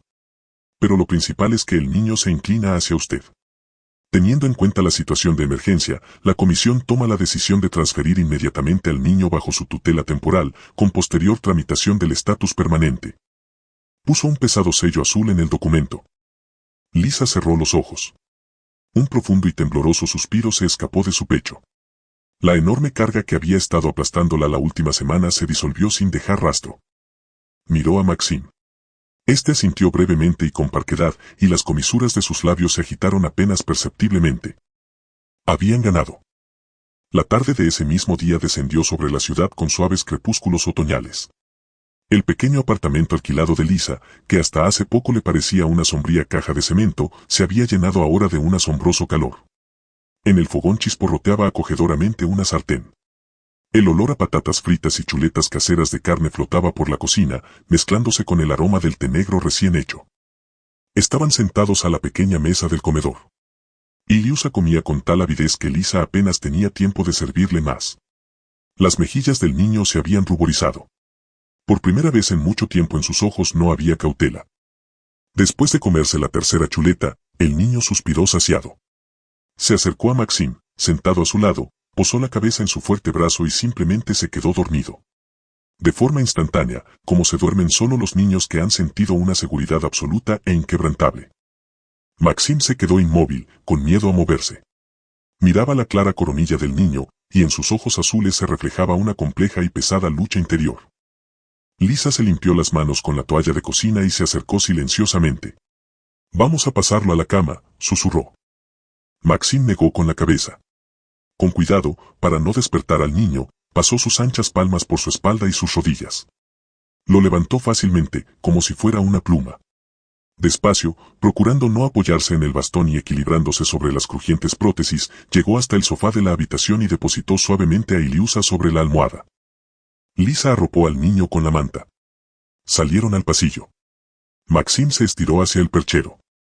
Descolgó su chaqueta, se la echó a los hombros y cogió en la mano el pesado bastón de madera. Sus movimientos eran bruscos, mecánicos. No miraba a Lisa. «Me tengo que ir, Elizaveta», dijo con una voz uniforme y apagada. «Es tarde. El juicio lo hemos ganado. Los documentos los tiene en mano. Ese hombre ya no se atreverá a acercarse a usted. Mi trabajo aquí ha terminado». Lisa sintió un escalofrío que le recorría la espalda. Dio un paso adelante y se puso entre Maxim y la puerta de entrada. «¿A dónde vas?», preguntó. Maxim suspiró pesadamente. Se apoyó en el bastón con las dos manos y bajó la cabeza. «A casa, Lisa, a mi casa. Mañana es sábado». Lisa no cedía. «Quédate. Iliusa se despertará. Podríamos ir al parque. Se ha encariñado tanto contigo». Maxim levantó los ojos. En ellos había un dolor tan desnudo y torturante que a Lisa le entró un mal presentimiento. Toda su estudiada severidad había desaparecido, dejando al descubierto un alma agotada de la soledad. «Lisa, mírame». Su voz se quebró en un doloroso jadeo. Señaló con el bastón sus piernas. «Mira bien». Ella no apartó la mirada. «Soy un inútil, Lisa. Medio hombre, un trozo de carne sobre charnelas metálicas». Se volvió hacia la pared, apretando las mandíbulas de tal manera que los músculos masticadores se tensaron en sus pómulos. Las palabras le costaban. Las exprimía de sí mismo. «Eres una mujer joven y hermosa. Eres una brillante médica. Ahora tienes un hijo. Los dos merecéis una vida normal. ¿Para qué te hace falta un inválido? No podré llevarte en brazos. No podré correr detrás de Iliusa si se cae de los columpios. Cada día conmigo te recordará que no soy como los demás. He hecho lo que debía hacer un hombre. Te he protegido. Pero construir una familia con alguien como yo es lástima, Lisa. Y no quiero que me tengas lástima. En el pasillo se instaló un silencio pesado y espeso. Lisa miraba los anchos hombros hundidos de ese hombre fuerte que iba sin miedo contra los criminales, que con una sola mirada ponía en su sitio a los malhechores, pero que tenía tanto miedo de convertirse en una carga para la mujer amada. No se puso a hablar. Las palabras ahora eran inútiles. Lisa dio un paso adelante. Puso las palmas sobre sus tensos hombros, obligándolo a darse la vuelta. Maxim intentó apartarse, pero ella no lo dejó. Sus cálidas y suaves manos se posaron sobre sus ásperas mejillas. Le obligó a levantar la cabeza y mirarla directamente a los ojos. Escúchame atentamente, Maxim, dijo ella en voz baja, pero con una penetrante sinceridad. Eres el hombre más íntegro y verdadero de todos cuantos he conocido jamás. Sus grandes ojos castaños lo miraban sin una pizca de lástima. En ellos brillaba solo una aceptación profunda e incondicional. Mi exmarido estaba absolutamente sano. Tenía brazos y piernas enteros, pero cuando me encontré mal, hizo la maleta y se fue, porque no tenía alma. Tú no tienes piernas, Maxim, pero tienes una columna vertebral interior, un honor y una fuerza que no tiene ninguno de esos hombres sanos. No me hace falta que me lleves en brazos. Me hace falta que simplemente estés a mi lado. Iliusa necesita un padre que le enseñe a ser valiente. Y yo necesito un hombre con quien no tema el día de mañana. Maxim estaba de pie sin moverse. Su pecho subía y bajaba trabajosamente y convulsivamente. Su defensa interior cedía. No te vamos a dejar ir a ningún sitio, terminó con firmeza Lisa. Los dedos de Maxim se abrieron. El pesado bastón de madera cayó con estrépito al suelo, rodando hacia la pared. Ya no intentaba ser fuerte. Simplemente extendió sus anchas manos, atrajo a Lisa hacia sí y la apretó contra su pecho con fuerza y desesperación. Hundió el rostro en su cabello, aspirando su olor. Lisa lo abrazó a su vez, sintiendo los latidos de su corazón. En ese estrecho pasillo del apartamento alquilado dos personas, destrozadas por la traición y la crueldad del mundo, encontraron por fin su verdadero hogar. Y ahora iban a cuidarlo con todas sus fuerzas. Un agudo chirrido metálico se extendía sobre las tranquilas avenidas. Sergei, encarnizadamente, raspaba la herrumbre de muchos años de una vieja y torcida verja. En su frente brillaban gotas de sudor a pesar del punzante viento otoñal. El muchacho llevaba trabajando sin descanso ya 4 horas. El olor a humedad incrustado en el metal se mezclaba con el agudo aroma de la fresca pintura negra, cuyo bote estaba cerca, sobre un periódico. Para él ese trabajo físico monótono y duro se había convertido en la mejor medicina. Unos días antes Maxim le había traído buenas noticias. El fraude de Zagorsky con la escenificación de su muerte había salido a la luz a nivel internacional. Los que habían organizado la sustitución del cadáver se habían echado a tierra o ya prestaban declaración, intentando salvar su propio pellejo. A ninguno de ellos le importaba el simple muchacho del campo que habían utilizado como carga viva. Con la mediación del mismo Maxim, que había activado viejos contactos en la oficina de pasaportes, Sergei consiguió presentar la solicitud de restitución de documentos. Boris Nikolaevich, sin hacer preguntas innecesarias, lo contrató oficialmente como ayudante. Y Sergei correspondía a esa confianza con una entrega tal que cada cruz pintada, cada sendero barrido de hojas caídas eran su pago personal por la vida recuperada. Había sobrevivido allí donde debía haber quedado para siempre bajo 2 metros de arcilla. Y ahora, mirando las hileras regulares de monumentos, el muchacho experimentaba solo una profunda y silenciosa gratitud por respirar, sentir el frío del viento y poder sujetar un pincel entre sus manos. El cementerio se transformaba a ojos vistas. Las tumbas abandonadas se limpiaban de maleza. Los monumentos torcidos se enderezaban. Boris Nikolaevich miraba el empeño del joven ayudante y solo asentía con aprobación, fumando en el porche de la caseta. El jueves por la tarde el cielo se cubrió densamente con pesadas nubes plomizas.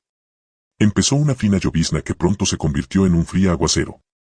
El coche amarillo de Maxim circulaba despacio por la estrecha calle del barrio residencial. Los limpiaparabrisas frotaban rítmicamente los chorros de agua del parabrisas. En el asiento trasero charlaban en voz baja Lisa y Boris Nikolaevich. El anciano había pedido que lo llevaran al departamento local del fondo de pensiones por algún certificado, y Maxim se había ofrecido a ayudar para que el anciano no tuviera que ir traqueteando en el autobús helado. El auto giró hacia el viejo patio. El mismo patio donde Boris Nikolaevich había vivido casi 30 años antes de que su propia nuera lo echara de su casa. Para un momento, hijo, pidió de repente el anciano, inclinándose hacia adelante. Su voz tembló. Maxim pisó el freno. El automóvil se detuvo frente a la descascarillada entrada de un edificio de 5 pisos. En el mojado banco de madera, directamente bajo el aguacero torrencial, estaba sentada una mujer. No tenía paraguas. La capucha de la chaqueta se había deslizado sobre la espalda. El oscuro cabello mojado se le pegaba al rostro en lastimosas guedejas. La mujer se balanceaba de un lado a otro, abrazándose los hombros, y lloraba en voz alta y desesperadamente. Los torrentes de agua le lavaban de las mejillas el barato rímel, dejando en la pálida piel sucios trazos negros. A su lado, bajo un gran paraguas de colores, se meneaba de un pie a otro una vecina del apartamento de enfrente. Lisa entreabrió la ventana de su lado. El ruido de la lluvia irrumpió en el habitáculo y con él fragmentos de conversación. Marina, venga, vamos al portal, que te vas a poner enferma, intentaba convencer la vecina, procurando cubrir a la mujer con el paraguas. ¿Qué remedio te queda ahora? Las lágrimas no ayudan. ¿A dónde voy a ir, tía Valía?, resopló la nuera del anciano, levantando el rostro desfigurado por la desesperación. Mañana nos echan a la calle. La Daza acaba de salir del hospital. Necesita calor, y los cobradores dijeron que mañana vendrían con los alguaciles. Pero ¿cómo ha podido pasar? Si la suma al principio era pequeña. La operación era de pago, no había tiempo de esperar la cuota. Marina se desbocó en un llanto a voces. Me metí en esos microcréditos, pensé que aguantaría hasta el sueldo, pero los intereses son una locura, las multas, las penalizaciones. La deuda creció tanto que no la pagaría en 10 años. He hipotecado el piso, tía Valía, la única vivienda. Mañana todo se acaba. Nos hemos quedado sin casa. De nuevo rompió a llorar, tapándose el rostro con las manos, mezclando las lágrimas con el agua de lluvia. En el habitáculo del taxi se instaló un pesado silencio. Lisa miró a Boris Nikolaevich. Esperaba ver en el rostro del anciano una sonrisa de satisfacción. Esa mujer lo había echado de casa después de la muerte de su hijo. Lo había privado del derecho a ver a su única nieta. La vida la había castigado de la forma más cruel. Pero en el rostro del antiguo maestro no había triunfo. Solo un profundo y agotador cansancio. Boris Nikolaevich desabrochó lentamente la cremallera de su chaqueta de trabajo. Metió la mano en el bolsillo interior y sacó de allí un abultado sobrepostal atado con una goma elástica de oficina. El anciano suspiró pesadamente, tanteó el tirador de la puerta y salió bajo el aguacero torrencial. Se acercó al banco sin hacer ruido. La vecina lanzó un grito ahogado y retrocedió un paso. Marina no levantó la cabeza. Solo se encogió más cuando alguien se detuvo justo frente a ella. El anciano puso en silencio el abultado sobre sus mojadas rodillas. Aquí debería de haber suficiente para saldar la deuda íntegramente, dijo simplemente. Marina se estremeció. Lentamente, como si no creyera lo que escuchaba, levantó los ojos. Vio ante sí a un hombre encorvado con una vieja chaqueta y botas de goma manchadas de arcilla del cementerio. Luego bajó la mirada sobre el sobre. En ese sobre estaba la pensión. Todo el dinero que Boris Nikolaevich no había gastado durante todo un año, subsistiendo con la comida más barata, viviendo en una caseta sin calefacción, cada billete de allí estaba impregnado de su soledad. La realidad de lo que estaba ocurriendo empezó a llegar a la conciencia de Marina. Sus ojos se agrandaron, el rostro se contrajo en un espasmo de comprensión. Todo el alcance de su propio comportamiento, toda la amargura de sus pasados actos cayeron sobre ella con todo su peso. El hombre al que había echado a la calle había venido y en silencio había dado todo cuanto tenía para ayudarla. El sobre se escurrió de sus dedos debilitados. Marina físicamente no pudo permanecer sentada en el banco. Sus rodillas cedieron. Se dejó caer directamente en un charco profundo y sucio junto a la entrada. La mujer abrazó las mojadas botas de goma del anciano, apretando el rostro contra ellas. Perdóneme. Su voz se quebró. Papá, perdóneme. Qué estúpida era, qué ciega era. Perdóneme, no sabía lo que hacía. Lloraba a pleno pulmón, sin intentar levantarse del barro, pidiendo perdón al hombre al que había privado de su hogar. Boris Nikolaevich no se apartó. Se inclinó despacio, y su callosa mano con los dedos endurecidos se posó con suavidad sobre el mojado y despeinado cabello de su nuera. La acarició por la cabeza con el mismo cuidado con que había acariciado cuando niño a su difunto hijo. «Levántate, hija», pronunció el anciano en voz baja. Su voz no temblaba. En ella había solo una enorme y serena fuerza. «No te quedes en el charco, la tierra está fría, te enfriarás. Lo principal es que la nieta esté sana, y lo demás lo superaremos. Levántate». Lisa contemplaba esa escena a través del cristal del automóvil empapado de lluvia, y por sus mejillas corrían silenciosas lágrimas.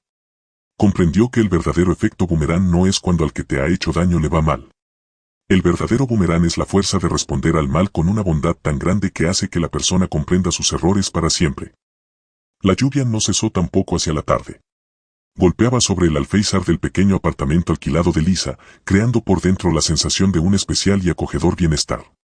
En la cocina hacía calor. Iliusa estaba sentado en la alfombra de la habitación, entretenido montando un constructor que Maxim le había traído durante el día. Lisa secaba la vajilla, sintiendo un agradable cansancio tras el largo día. De repente el silencio fue rasgado por un fuerte e insistente golpeteo a la puerta de entrada.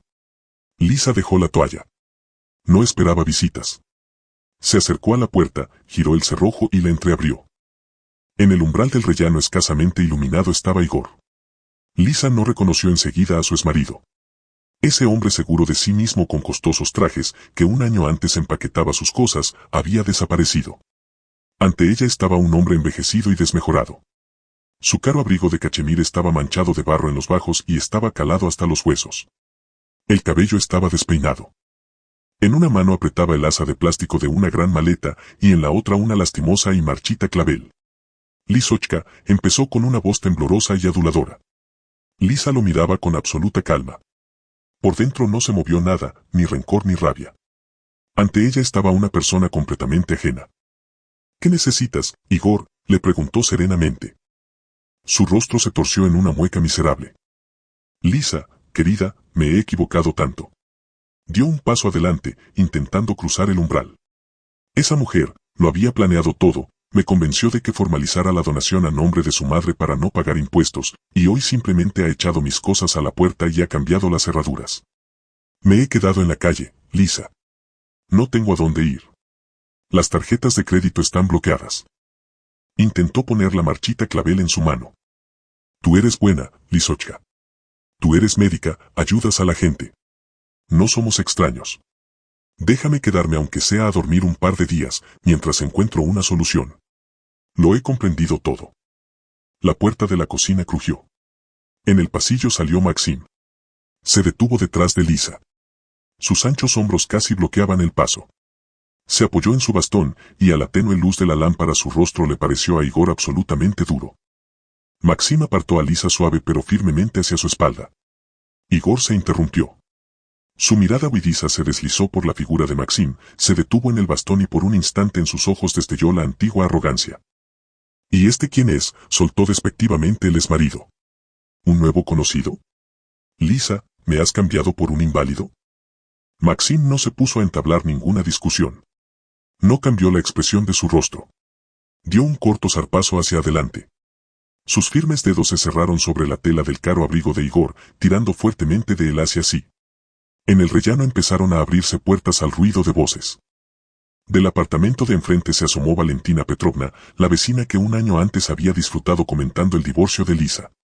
La puerta del piso de abajo también se entreabrió. Maxim no les prestaba atención. Desequilibró a Igor y con un brusco y corto empujón lo expulsó al rellano. Igor agitó los brazos. Tropezó con su propia maleta, perdió el equilibrio y cayó de rodillas directamente sobre el suelo de hormigón. La marchita clavel se le cayó de las manos, y los pétalos rojos se esparcieron por las baldosas. El exmarido intentó levantarse, pero tenía tan mala pinta que Valentina Petrovna apretó los labios con desprecio. Maxim se puso en el vano de la puerta. No alzó la voz, pero cada una de sus palabras se extendió por el portal. «Has olvidado la dirección, exmarido». La voz de Maxim era grave y opresiva. «No vuelvas a aparecer aquí. Como te vea otra vez junto a esta puerta, lamentarás haber venido».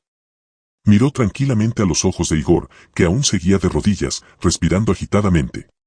Luego Maxim trasladó la mirada a las curiosas vecinas. Estas se apresuraron a apartar los ojos, una tras otra. Valentina Petrovna, con expresión de asco, miró a Igor, sacudió la cabeza y cerró su puerta con un fuerte chasquido. Los demás vecinos siguieron su ejemplo. Lisa estaba detrás de Maxim. Miró al hombre que en otro tiempo la había traicionado y suavemente cerró la puerta, girando la llave en la cerradura. El clic del mecanismo puso el punto final definitivo en su pasado. Por delante solo estaba el futuro. El invierno de ese año fue largo, pero hacia finales de febrero el aire por fin empezó a oler a nieve derretida. La vida de Elisabetta y Maxim había tomado un curso tranquilo y acompasado. Iliusa fue al curso preparatorio de una buena escuela. Lisa se preparaba para incorporarse al nuevo trabajo en el Centro Médico Federal, a donde la habían invitado después de que la historia de cómo había salvado a la paciente en el pasillo de la vieja policlínica llegara al mando regional. El pasado parecía haberse retirado para siempre, hasta que una fría mañana el teléfono recibió una llamada de un número desconocido que comenzaba con un largo código internacional. Llamaban desde el consulado europeo. La voz del funcionario al otro extremo del hilo era seca, oficial y un poco desconcentrada. Se disculpó largo rato por las molestias antes de pasar a lo esencial. La estafa de Artur Zagorski había fracasado por completo. Los abogados internacionales que trabajaban para el banco y el bufete suizo no eran las personas a quienes se podía engañar con certificados falsificados de un archivo provincial ruso. Un examen de ADN independiente, realizado nada más llegar Zagorski a Europa, mostró una discrepancia total con el material genético del millonario Albert. Los acontecimientos se desarrollaron vertiginosamente. Zagorski fue detenido en el vestíbulo de un lujoso hotel. Todas sus cuentas europeas pantalla fueron inmediatamente congeladas y los seguros médicos anulados como obtenidos de forma fraudulenta. Al exempresario lo ingresaron en un centro de internamiento para migrantes a la espera de ser deportado y juzgado. Pero el destino tenía preparada su propia cuenta para el estafador. Recluido en una celda húmeda y sin calefacción, en un estado de miedo constante ante la pena de prisión, Zagorski enfermó. Y no era un simple resfriado. El fortísimo estrés provocó en su organismo un fallo del sistema inmunológico. Desarrolló una grave forma de coagulopatía, la misma rara enfermedad hematológica relacionada con un trastorno de la coagulación sanguínea que tan diligente y talentosamente había simulado en la clínica. Los médicos penitenciarios locales, sobrecargados de trabajo con los ilegales, no podían hacer un diagnóstico preciso. El estado del preso empeoraba rápidamente. Zagorski suplicaba al cónsul que lo pusiera en contacto con la única especialista que conocía a fondo todos sus indicadores médicos, Elisabetta Sokolova. Pide una videollamada, Elisabetta Dmitrievna, dijo el cónsul.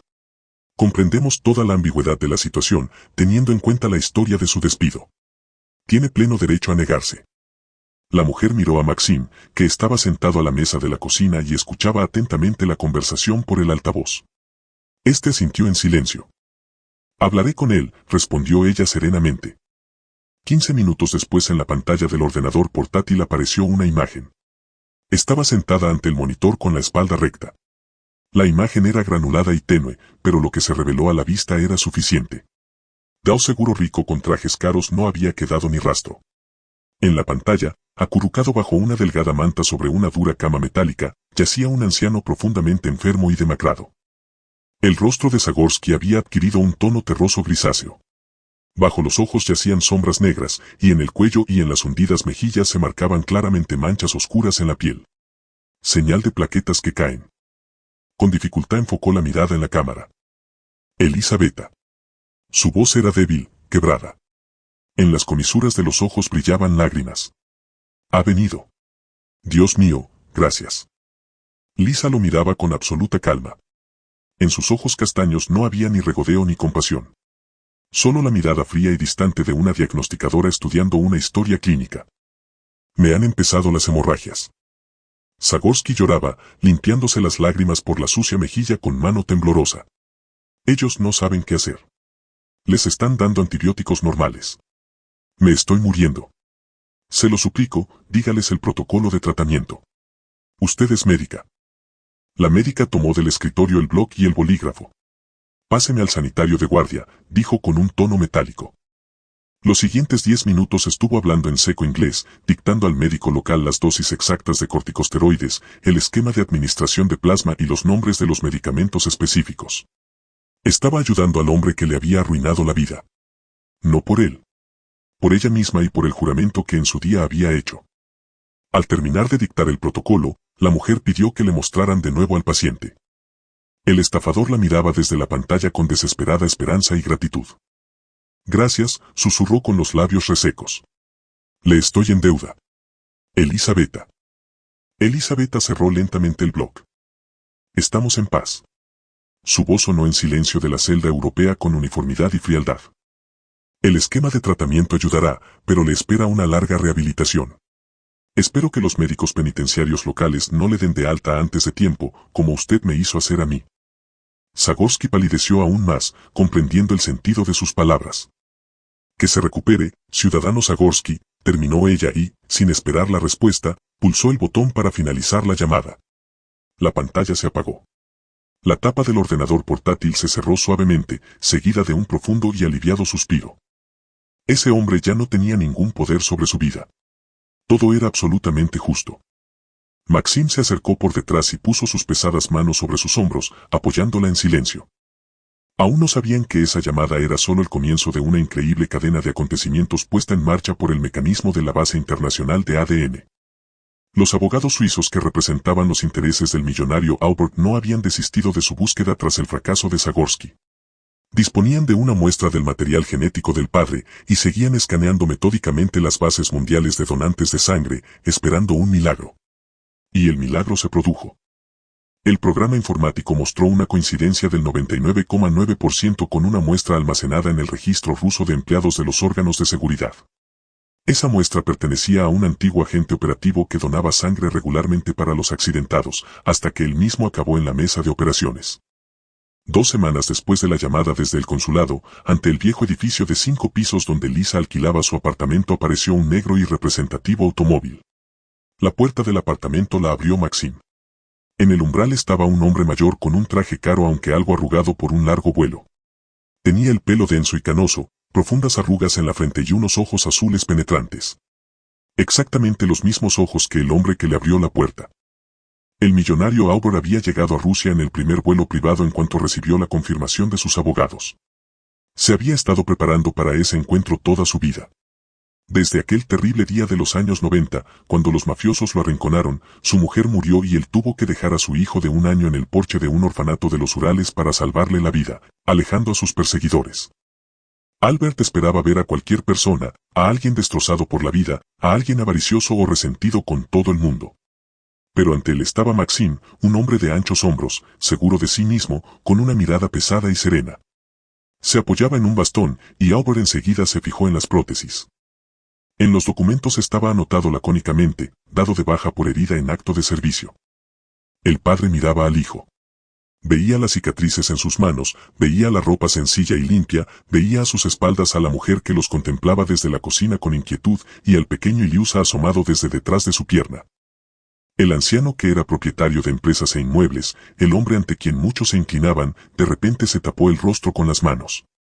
Sus hombros se estremecieron. Lloraba. No de culpa por los años perdidos. Lloraba de un increíble orgullo. Su niño, que había pasado por el sistema de orfanatos, que había perdido las piernas protegiendo a otras personas, no se había quebrado. Había crecido como un hombre verdadero, fuerte y honrado. Maxim suspiró pesadamente, dejó el bastón a un lado, apoyándose en el marco de la puerta con el hombro, y dio un paso al encuentro. Abrazó al padre torpemente, pero con fuerza. 2 hombres fuertes estuvieron de pie en el estrecho pasillo de la Khrushchevka, y las viejas heridas que los habían atormentado durante décadas por fin empezaron a cicatrizar. Pasaron 6 meses. A finales de octubre el tiempo era claro, sonoro y seco. El otoño dorado había tendido por la tierra alfombras de hojas amarillas y carmesíes. El aire olía a frescor. Gracias a los medios de Albert, la vida de Maxim cambió radicalmente. Ya no tenía que demostrar nada al sistema. 1 mes antes habían vuelto de Alemania, donde Maxim había pasado por una larga rehabilitación en la mejor clínica ortopédica de Europa. Hacia las herrumbrosas puertas de una hermosa y espaciosa casa de campo rodeada de altos pinos se acercó suavemente un espacioso todoterreno. La puerta del lado del conductor se abrió. Maxim salió del auto. Solo. Sin el chirriante metal del Estado, sin el pesado bastón de madera que durante años había sido su fiel compañero. Llevaba puestas las más modernas bioprótesis neurológicas que captaban los impulsos de las terminaciones nerviosas. Funcionaban en silencio y con suavidad, devolviendo a su paso seguridad y el peso natural de la zancada. Maxim se irguió en toda su estatura, desplegó sus anchos hombros y aspiró con deleite el aire otoñal. Rodeó el auto y abrió la puerta del pasajero. Lisa le sonrió. Tenía un aspecto completamente diferente al de un año antes en el cementerio. Las ojeras habían desaparecido. En sus mejillas lucía un sano rubor. Llevaba puesto un suave y acogedor abrigo de color arena. Maxim se inclinó fácilmente, sin ningún esfuerzo, y la tomó en brazos delicadamente, ayudándola a salir del alto habitáculo. Lisa se rió en voz baja, rodeándole el cuello con los brazos, y con el gesto habitual puso la palma en su vientre notablemente redondeado. Estaba en el 5º mes de embarazo. Su hijo en común crecía bajo una fiable protección. Desde el fondo del patio, pateando hojas secas, corría hacia ellos Iliusa. En los meses transcurridos el niño había crecido, había engordado y lo más importante, de sus ojos había desaparecido para siempre aquella mirada acorralada y recelosa. Detrás de él, ladrando alegremente y enredándose en la correa, corría un cachorro torpe de labrador de color chocolate. «Papá, mamá», gritó Iliusa, lanzándose hacia Maxim. Maxim bajó a Lisa al suelo y alzó al niño risueño, lanzándolo al aire. En ese día festivo no se quedaron en casa. Tenían una importante tradición. El auto se detuvo ante las puertas principales del cementerio municipal. El lugar había cambiado hasta quedar irreconocible. Gracias a los esfuerzos de Sergei, que ahora ocupaba oficialmente el cargo de subdirector y dirigía toda la hacienda, el lugar se había convertido en un parque claro y bien cuidado. Las avenidas habían sido adoquinadas, los viejos árboles peligrosos talados y las verjas pintadas. Boris Nikolaevich, que se había negado rotundamente a mudarse al apartamento comprado por Maxim, aduciendo que su lugar estaba allí, estaba sentado en un banco junto a la caseta recién reparada. Bebía té caliente de un termo y miraba sonriendo a la familia que se acercaba. Pasaron por la avenida central y giraron hacia el viejo sector. La tumba de la mamá de Iliusa ya no parecía pobre y abandonada. Maxim había puesto allí un bello monumento de piedra clara. Y Lisa había plantado alrededor flores perennes. Iliusa se acercó a la lápida de granito. En sus manos ya no había un arrugado paquetito de celofán con un bollo mordido y barato. Sostenía con cuidado un enorme y lujoso ramo de frescas rosas blancas. El niño se arrodilló sobre el seco y liso césped. Colocó cuidadosamente las flores en la base del monumento y pasó su pequeña palma por la fría piedra. Su voz ya no temblaba de miedo. Sonaba en voz baja, pero con absoluta confianza y felicidad. «Mamita», dijo Iliusa, mirando la fotografía grabada en la piedra. «Te he traído flores, y no un bollo, porque yo ya nunca tendré hambre y nadie me hace daño. Ahora tengo al papá Maxim y a la mamá Lisa. Duerme tranquila, te quiero». Lisa estaba detrás, apoyando el hombro en Maxim. Este la abrazó fuertemente por la cintura, estrechándola contra sí. El sol otoñal se abrió paso entre las nubes que se dispersaban, inundando la avenida de una suave luz e iluminando sus tranquilos y serenos rostros. El boomerang del destino había completado su largo ciclo. Queridos amigos, gracias por escuchar esta historia hasta el final. Esperamos que el difícil pero luminoso destino de Lisa y Maxim haya tocado vuestro corazón. Nos importa mucho saber qué emociones y pensamientos os ha suscitado. Compartid vuestra opinión en los comentarios. ¿Cómo habríais actuado en el lugar de Lisa cuando en el umbral apareció de repente su exmarido que la había traicionado, pidiendo ayuda? ¿Podríais perdonar a un traidor que ha acabado en la calle o le cerraríais la puerta en las narices? Por favor, dadle me gusta si el relato ha resonado en vuestra alma. Es la mejor manera de apoyar nuestro canal, Historias Vida, y ayudar a que esta historia encuentre el camino hacia otros oyentes. Para no perderos las nuevas historias emocionantes, suscribíos a nuestro canal, Historias Vida, y compartid este video con vuestros amigos. Pasad por nuestro canal, allí encontraréis aún más historias apasionantes de la vida. No dejéis de escucharlas. Os deseamos todo lo mejor y un magnífico estado de ánimo.